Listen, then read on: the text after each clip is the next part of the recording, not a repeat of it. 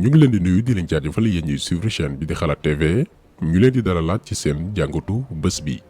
tey dañuy reveniraat ci mbiru inondation yi un an gannaaw bañ ci àddoo woon situation bi fa mu newoon sax daaw dafa gën a garaaw ren daaw gis ñu woon lu doon route nationale xam ni mooy voie principale ngir dem dëkk ak dëkk daal di inondé ba oto yi mënuñ cee jaar ay charrette ñooy jàllale ay doomi aadama di leen fayeku téeméer 300 ba 200 diggante Fass Mbao Sicap Mbao Diamaguène jëm postu Thiaroye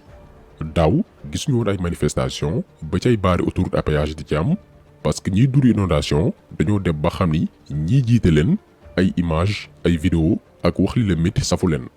ñoom jukkoy mala la ñu yor confrontation la ñu xam te réew bu demee ba yegg si fii jafe-jafe am na ndax confrontation yooyu noonu malheureusement li wolof naan ay duyam ci boppi borom lay doon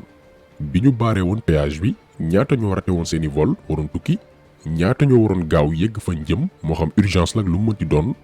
kon boo dee njiit bu baax lii yëpp da nga ci war a bàyyi xel te xam ni bés bu débordement amee ñoom sax duñ ci mucc sénégalais bi nga xam ne itam yoonum new ci du ci mën a mucc moom itam. situation bi jarul ñu ci reveniraat moo xam Kër Massar Guinaw Rail Thiaroye Diamaguène Sicap Mbao Rufisque ak yeneen dëkk. vidéo yëpp mi ngi ci réseaux sociaux yi ñëpp ko gisandool seen bopp ñun sax am na lu ci jotoon partagé ba tax na dañuy taxawaat defaat bilan ndax dañoo nekk ci réewum tàppale boo xamante nii situation bu mënti xew ñi nga xam ne ñoom la ñu dénk ay ndombal tànk gannaaw ba ñu nemmee ko résultat wu seen jubadi dañuy nekk di jouer théâtre daañu teniraat ay faux discours daañu sax méngale Sénégal ak yeneen dëkk bëgguñu gëmloo ni mbir mi du ñu ndongo la laal loolu tamit dafa di yeneen xeetu tàppale pour tuur la ndem askan wi ci point yooyu noonu la ñuy taxaw. tappale bu njëkk bi nag daaw la tàmbali inondation yu 2020 bu ngeen seetloo daaw partagé wuñu woon benn vidéo buy wane ay taataa ci yenn gox yi li ñu intéressé woon mooy milliards yi ñu annoncé woon ni def nañ ko ci xeex mbënd mi tolloon ci 766 milliards fan la jaar fàttali bi da ci am solo pour que askan wi comprendre que ni ñun ay kaymaa ñoo ñu jiite ñoo xam ni amuñu benn toq yërmande ci sénégalais yi nga xamante nii ñoo gën a sonn. Macky Sall dafa falu 2012 teg benn plan bu ñuy wooyee programme décennal de gestion des inondations jàppaleen 2012 ay pexe ngir inondation jeex Sénégal balaa 2022 waxoon nañ ko fii programme boobu noonu programme mënu ko gën ndax prévoir woon na sax créer ay cité ngir yóbbu fa population bi nga xamante ni seen dëkkuwaay mënatuñ ko defar zone yi nga xamante ni nag mën nañ koo récupérer te dafay taa ñu defal li ñuy wooyee restructuration defaraat ko ba mu caayib dëkkuwaay jaar yoon canalisation bi jaar fi mu war a jaar lépp programme bi Macky Sall tëggoon en 2012 mi ngi ci biir yamu ci mu créé ministère bi war a doxal loolu noonu Khadim Diop jiite woon ko mais naka la gars yi def bi 766 milliards yi duggee dañoo dàq ministère bi ko waroon doxal muy Khadim Diop ba noppi supprimer ministère bi war a saafara wàllum inondation biir Sénégal yàlla def diggante 2013 jàpp 2019 taw bi taxu koo bari diggante boobu nag la ñu sàkkal pexe 766 milliards yi ba tey jii nii defuñu bilan ñu xam dërëm bu ci nekk fan la jaar far nag nawet 2020 daal di ñëw weer leen Macky Sall en tant que comédien di sóob naan defal leen ma bilan programme décennal bi gëmul lim doon wax waxul dëgg bëggul sax ñu def bilan wu 700 milliards yooyu noonu la preuve 2020 la sàkk woon ñu def bilan bi ba 2021 bii gisuñu rapport 766 milliards yi fu mu jaar du mësaam parce que luubal nañ xaalis bi te Macky Sall mooy responsable xaalis boo xam ne ay bor la ñoom banque mondiale banque islamique agence française de développement banque européenne ñoo ñu ko lebaloon bu fi Macky Sall jógee dañuy continuer di ko fay ñun sénégalais yi koppar yoo xam ni tegul ci suñu bët ñi nekk tey ci gox yi nga xam ne dafay taa gisuñ ko benn groupe ñoo ko pàccoo dem nëbbu ko ci ay paradis fiscaux jënd ci ay kër yu bakkana Ngor Almadies Mermoz Plateau wala Point E bu banlieue bi di fees del ak ndox seen yoon newu ci buñ fay dem sax costume cravate la ñuy def di làkki tubaab di wax lu ñu gëmul heureusement que askan wi léegi comprendre nañ léegi seeni tappale ak seeni mise en scène. Chaque année le gouvernement il vient ici avec le képi là ah tenue ba bien beau dañuy ñëw ñoom ñëpp ak seen tenue taw fële ah alors mais c'est lourd ah mais tiens mais c'est comme ça ah bon moi je ne ferai pas hein c'est tout à fait hein ah non ñii dès maintenant on va prendre des mesures dès maintenant on va prendre des mesures hein vraiment ceci il mérite mais aidant hein on va voir bon vieux hein ne vous en faites pas de toute façon tout ça ça sera un mauvais souvenir bon souvenir bon souvenir bi. vidéo bi mënuñu koon bañ a partager reetaanlu na lool waaye message bu am solo la suñu papa ji yi lancé suñu njiit yi maanaam seen théâtre yeeg seen comédie yi ngeen di def bàyyi leen ko askan wi comprendre nañ ko léegi. li sénégalais war a xam mooy mbiru inondation comme yenn chantier yu ci mel ni terre stade yi ñu wax ni dañ koy defaraat lekkukaayu xaalis la ñi ko war a saafara ñooñu gën a xam solution yi. waxoon naa leen sànq que ni programme décennal bi Macky Sall bindoon ngir xeex wàllum inondation programme mënu koo gën buñ ca dugaloon xaalis bañ annoncé woon kon tey du ñu agsi fii mais duñ ko mës a def parce que chaque année ñuy tudd wàllum inondation ci la ñuy créer ay plan d'urgence ngir luubalaat ay milliards. plan d'urgence moo gën a gaaw pour sàcc xaalis parce que doo xam marché pompe yi kan moo ko gagné ñaata ci gasoil la ñuy jënd ak ñaata lañ ci dépensé lii yëpp doo ko mën a contrôler. moo tax ñoom ñu bëgg ay plan d'urgence parce que sàccikaayu xaalis la preuve daaw gannaaw ba Kër Massar yeggee ci situation bu doy waar dañu lancé benn plan d'urgence bu toll ci 15 milliards xaalis boo xam ni du sax pour Kër Massar yëpp ndax Kër Massar am na zone yoo xam ne du taa mais 15 milliards yi pour quelques quartiers la dong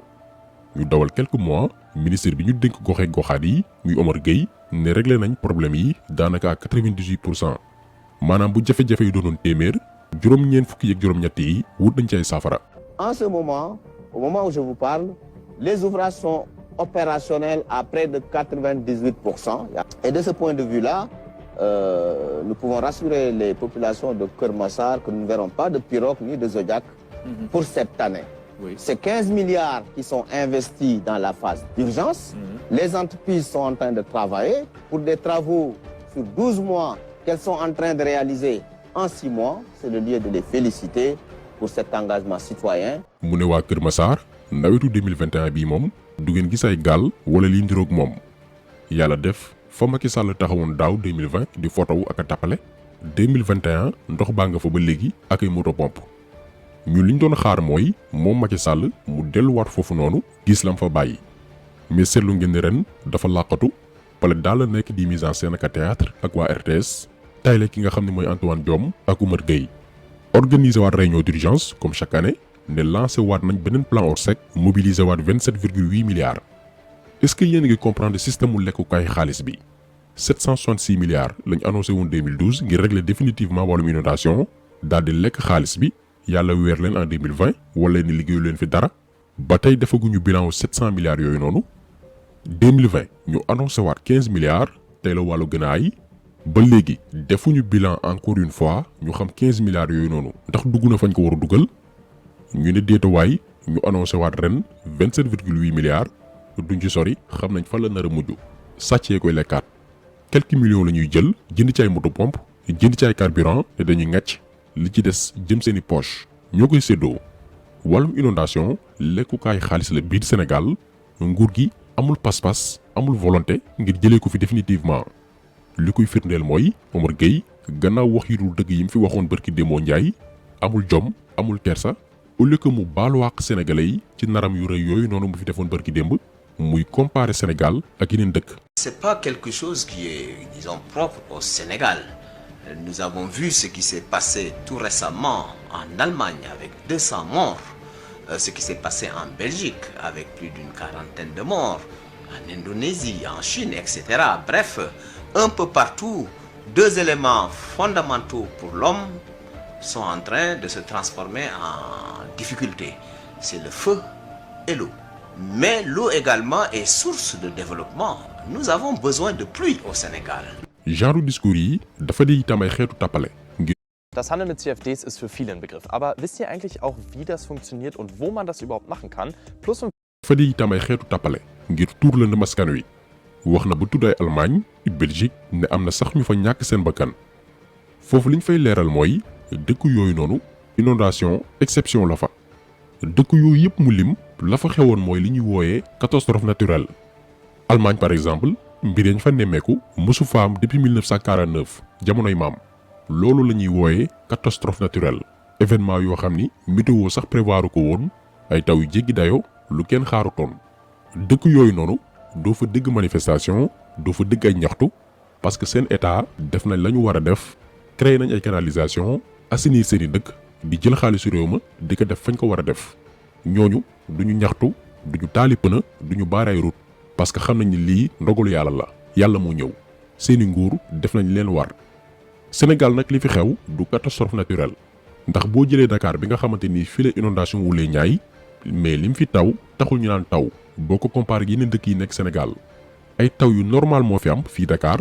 taw yoo xam ni xewul sax la waroon doon pour ñun mais gis ngeen ni am na quartier yoo xamante ni bu xiinee sax tàmbali wis automatiquement dafay taa ministre tappalekat bi naan catastrophe naturelle jàppee sénégalais seeni dof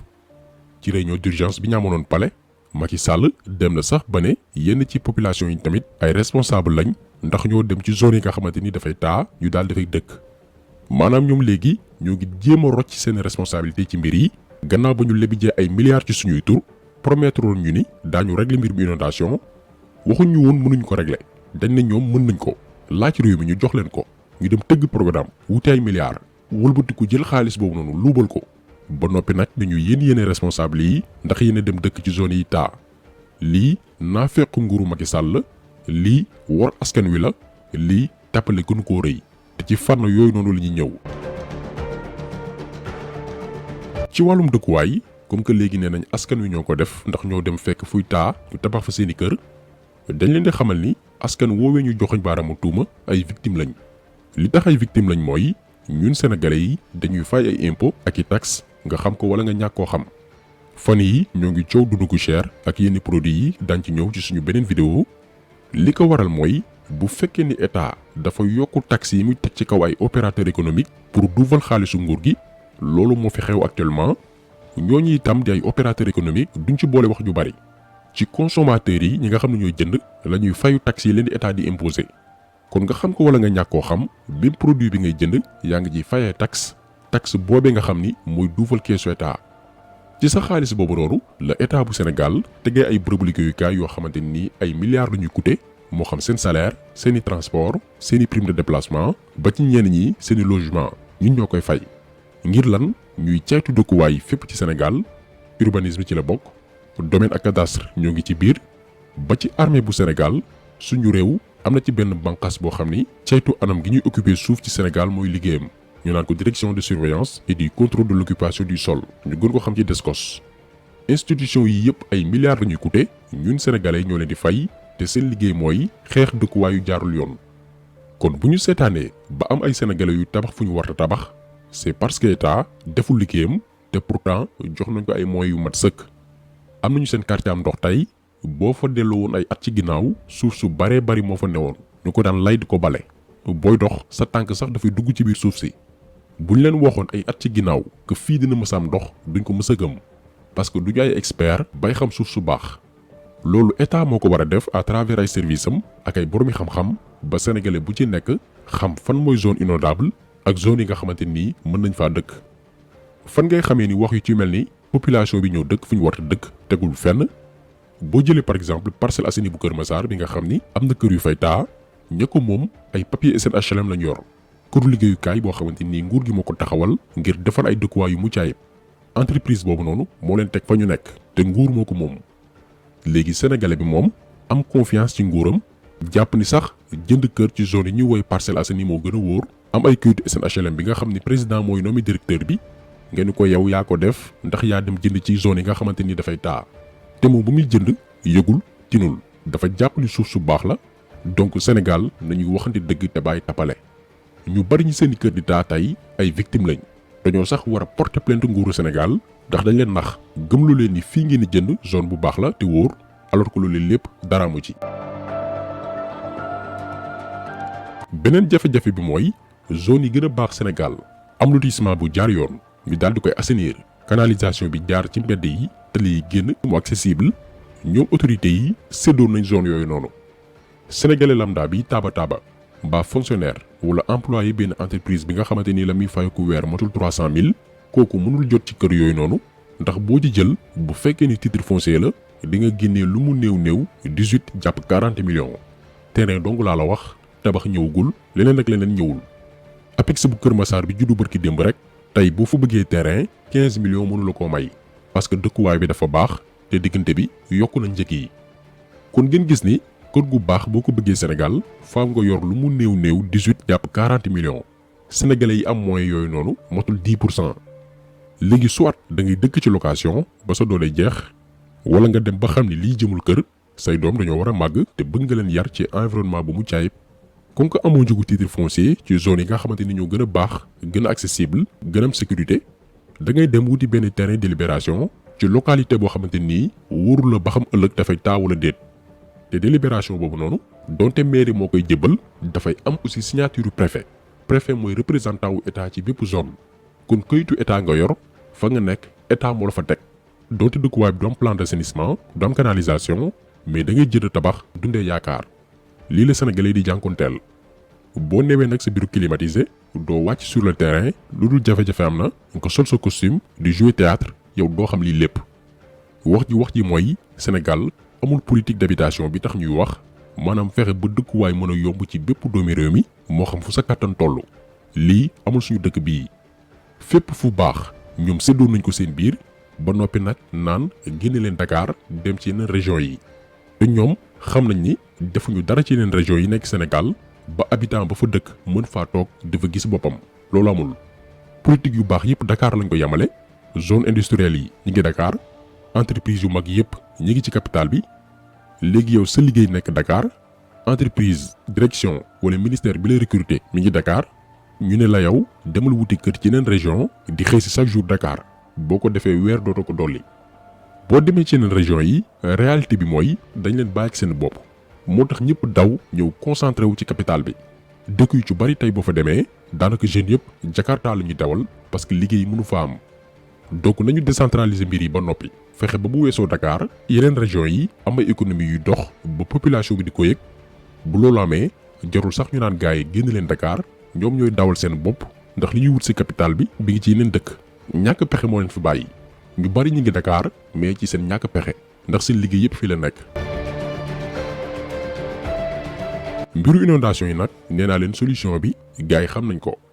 nguur gi ñoo gën a xam fan la ñu mën a jaar ngir coow la inondation dootul am Sénégal wala bu amee itam du bari mais duñ ko def parce que lekkukaayu xaalis la.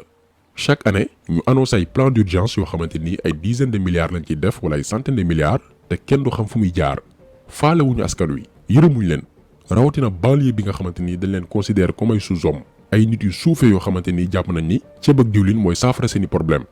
ku fa indi yu nu mel ngalawaay wax leen ko mu yóbbu ko fa nga ko jëlee xamal leen ni xiifoo leen nañ la defaral ay yoon yu baax ak ay canal ba bu tawee yow nga mën a génn waaxu ndànk dem daani sa doole liggéeyal sa bopp looy dundee mbéjum kanam nag borom moo koy fajal boppam nit da ngay toll foo xamante nii yow yaa jël say responsabilité jeunes yi nga xam ne ñoo dëkk ci zone yi inondé rawatina banlieue bi nañu jël seeni responsabilité inondation bi xaalis bi fañ ko dugal nañ ko luubalee ak tappale gi ci nekk yépp umpatul benn sénégalais état bi amul volonté ngir régler mbir yi parce que wàllum inondation lekkukaay xaalis la kon mbéjum kanam borom moo koy fajal boppam bu leen nangu benn élément nguur gi ñëw di leen divertir wala di jouer théâtre comédie bi dafa doy discours yi dañ cee taay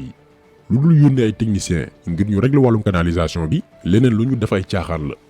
ku ñëw nag ngir caaxaan dàq leen ko ca àll ba yéen a moom seen gox bu ngeen demee ba sës am ngeen droit manifester ngir fësal leen métti leneen lu dul lii réglewul problème bi ndax nguuru Macky Sall ñàkk nañ ñàkk jom gu doy ni ñàkk nañ yërmande ba ay jooy wane ay mag yu ñuy yanu di leen génne ci biir ndox mi safu leen faale wuñu askan wi nekkewuñ fi lu dul profiter ci ay situation ngir duufal seeni poche bu ñu demee nag ba comprendre que ni population bi ñoom tàyyi nañ ci seeni théâtre comme ni ko waa Kër Massar ak Yëmbal defee bërki démb ba fa Antoine ñàkk jom demee daañu xam ne kon ñii duñu ay bàyyi ma yu ñuy këll-këllee